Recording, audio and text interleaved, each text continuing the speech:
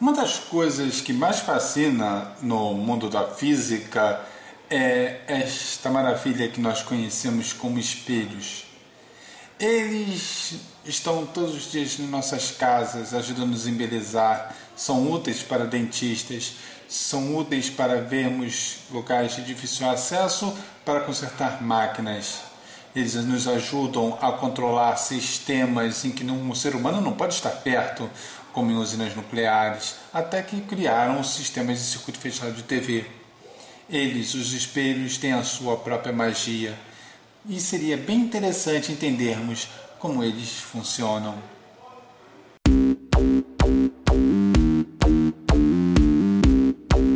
Um espelho é qualquer superfície reflexiva, uma superfície que reflete os raios e que possa ver com nitidez o que está sendo refletido. Mas o que significa esse ser refletido? O que significa raios? Como nós enxergamos? Nós temos diferentes objetos com diferentes cores. Nós vemos essas diferentes cores porque a luz bate em cima da sua superfície e é refletida até os nossos olhos. Nós temos que entender então o que é refletido, o que é essa luz, o que são emanações eletromagnéticas. Temos que começar com o que é luz. A luz é uma radiação eletromagnética. Ela tem esse nome porque ela vibra em dois planos, no eixo magnético e elétrico. Ela é uma onda que vibra, ou seja, uma perturbação de um determinado meio. E ela é tão radiação eletromagnética quanto ondas de rádio, micro-ondas, que acessam a comida, ou até raios gama, aqueles que, se estivermos expostos, fará com que nosso DNA sofra mutações, e isso não será bom, a despeito do que diz os X-Men. Fomos acostumados a achar que a luz é formada por 7 cores básicas: o vermelho, laranja, amarelo, verde, azul, anil e violeta. Mas isso é uma grande mentira. Isso não é verdade. Quem criou isso foi Isaac Newton. E ele criou isso apenas por causa da pseudociência da numerologia. Mais nada. Onde o 7 simboliza a união entre o número 3, que é o número divino, o número de Deus, a Santíssima Trindade. Temos o número 4, o número terrestre. Então eu tenho a esfera espiritual e a esfera terrestre se combinando. Mas isso não é verdade. Por que não é verdade? Porque eu tenho que o verde é a interação do amarelo com o azul. E eu tenho que o laranja é a interação do vermelho com o amarelo. Ora, como assim então eu posso ter uma cor chamada verde, uma cor chamada laranja? Eu não posso. Então, o mais ideal seria que eu separasse isso em comprimentos de onda. O comprimento de onda da cor vermelha fica entre 620 e 750 nanômetros. E se pegarmos o extremo, a cor violeta, o seu comprimento de onda fica entre 380 e 450 nanômetros. O que isso significa? Significa que a cor vermelha ela tem um comprimento de onda maior do que a radiação violeta. E se formos levando em conta, abaixo do vermelho nós temos o infravermelho, que é invisível. Nossos olhos só conseguem discernir entre o vermelho e o violeta. Algumas pessoas nem isso, são pessoas com problemas de acuidade visual. Entre eles são casos específicos de uma doença chamada daltonismo. Mas vamos deixar isso de lado. O que é importante saber é que eu tenho uma faixa entre 620 e 450 nanômetros. Quantos nanômetros tem de diferença aí? Esse é o problema. O problema é que eu não posso considerar individualmente nanômetro por nanômetro, porque nós estamos falando de matemática. E qual é a diferença entre 1 e 2? O que tem entre 1 e 2? Qual a diferença entre 1 e 2? Quantos números existem entre 1 e 2? E eu digo para você, infinito. Porque não estamos falando apenas de números naturais. Nós temos que levar em conta os números reais, sejam os números fracionários ou os números irracionais. Então, entre 1 e 2, eu tenho uma quantidade infinita de números. Então, quantas cores eu posso levar em conta, se eu levar em conta cada cor como um comprimento de onda e que esses comprimentos de onda não se misturam entre si, e é por causa disso que nós temos vários canais de televisão e o seletor escolhe qual comprimento de onda nós estamos focalizando ali na hora para nossos aparelhos receberem, eu posso receber uma infinidade de comprimentos de onda. Então eu posso ter uma infinidade de emissões eletromagnéticas, independente se nós conseguimos discerni-las ou não. Então não existe 7 cores do arco-íris. Mas o que isso tem a ver com espelhos? Tudo. Eu sei que então eu tenho a luz sendo propagada em todas as direções. Se eu tenho uma fonte de luz branca, ela vai ser propagada em todas as direções. E nós acabamos de ver que não existe luz branca, ela é uma composição de todas as cores e o nosso cérebro faz um milkshake delas todas e nos apresenta como branco. Então quando vemos esta superfície aqui,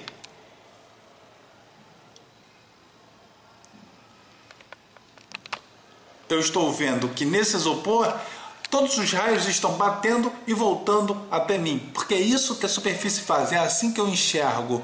A luz bate na superfície, é refletida e chega até os meus olhos, passa pelo meu cristalino, passa pelo humor vítreo, chega até a retina. E na retina essa informação é registrada pelas células bastão e as células cônicas. Essa informação é traduzida através do nervo óptico e a informação chega até com impulsos elétricos e chegam até o meu cérebro, que fará a tradução. E é aí que dá as ilusões de ótica. O cérebro começa a interpretar tudo dessa maneira. Mas um dia falaremos só sobre ilusões de ótica, não será hoje, porque temos muita coisa para falar e o nosso tópico são espelhos. O que você está vendo aqui é um multímetro e uma trena. Notem que o multímetro ele tem uma belíssima cor azul. Mas o que é essa cor azul? De onde ela vem? O que acontece é que os raios de luz branca chegam até a superfície dele e apenas a cor azul é refletida. O restante é absorvido.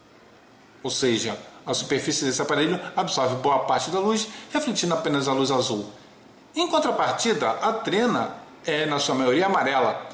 Ela reflete apenas a cor amarela. No caso de objetos negros, a emanação eletromagnética é quase toda absorvida. Então nós temos apenas a cor preta. Essa cor negra é devido, já que chega muito pouco de informação aos nossos olhos.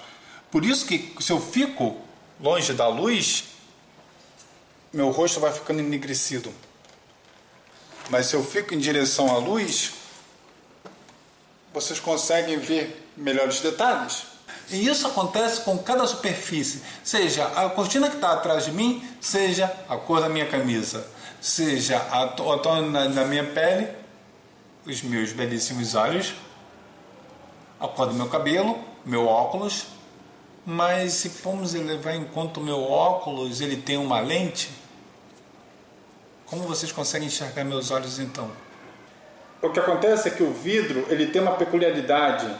Ele deixa passar as luzes. Elas passam através dele, porque ele mantém uma superfície transparente. Quando eu não consigo ver do outro lado, eu tenho uma superfície opaca. E quando eu consigo ver de forma meio turva, como através de um papel engordurado, eu tenho uma superfície translúcida. Mas o que eu faço com isso? É que eu utilizo o vidro para me proteger e ver do outro lado. Principalmente se eu viver numa cidade um pouco mais violenta e eu terei um vidro à prova de balas. Ele vai me proteger contra tiros e eu poderei ver o que tem do outro lado.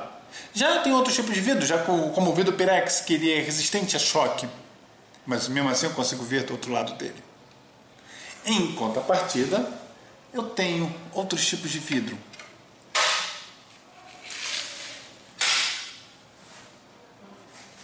Como esse vidro aqui.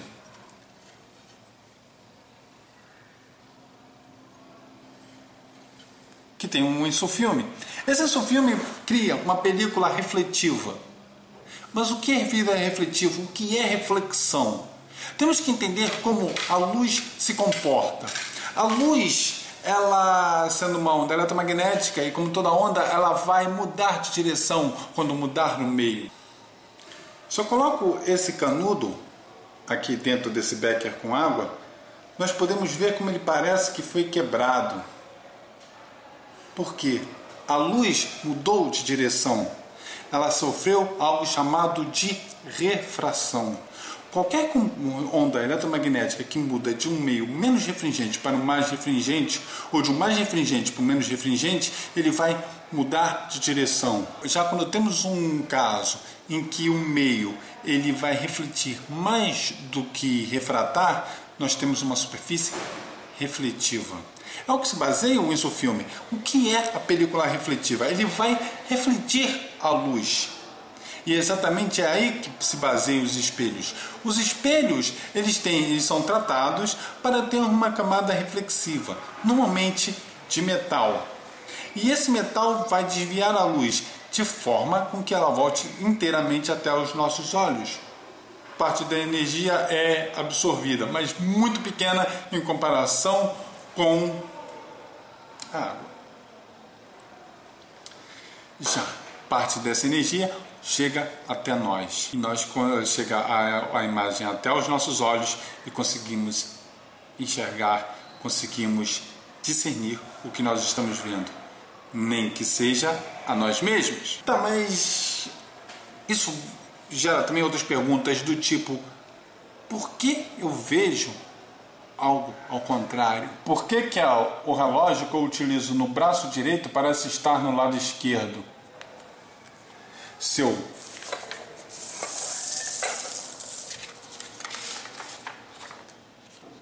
mostrar uma seta e mostrá-la, ela parece estar do outro lado. O espelho, ele vai refletir exatamente o que chega a luz até ele. Então, a luz que parte do meu relógio bate na superfície do espelho e chega até você. Então, a outra mão vai bater no espelho e vai chegar até você. Por isso que nós vemos a superfície ser refletida e a imagem ser feita ao contrário. Mas isso não é uma regra. Isso acontece com os espelhos planos, ou seja, os espelhos com a superfície reta. Mas isso não é uma regra, porque nem todo espelho precisa ser plano, nem todo espelho tem uma superfície reta, porque qualquer superfície pode ser polida. É aí que eu tenho o caso dos espelhos côncavos e convexos. Você consegue agora me ver e a própria câmera, porque o espelho ele tem uma superfície esférica, então ele pega uma grande angular, ele pega um grande ângulo de reflexão. Tudo que está em volta aqui desse lugar está sendo refletido e indo até o sensor da máquina.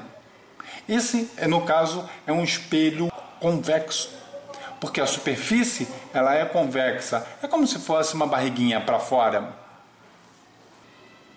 Entretanto, você também pode ter uma superfície côncava, sabe, quando tem a barriguinha para dentro.